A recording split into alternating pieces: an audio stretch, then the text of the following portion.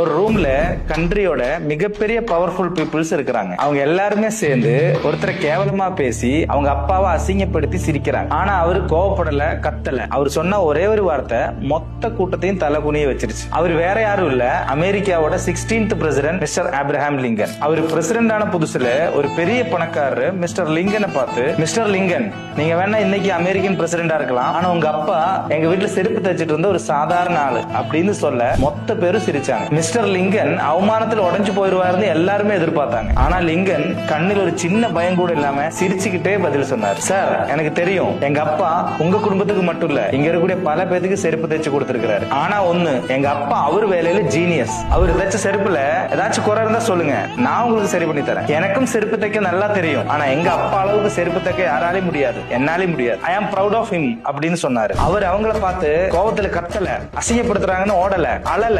That is mastering emotion. No one can hurt you without your permission. வெளியில இருக்கிற negativity உங்களை ஒண்ணுமே பண்ணாது. எப்ப நீங்க அது மனசுக்குள்ள எடுத்துக்கிறீங்களோ அப்பதான் நீங்க பிரேக் ஆவீங்க. So be like Mister Lincoln. Stay calm, stay genius, let your success make the statement.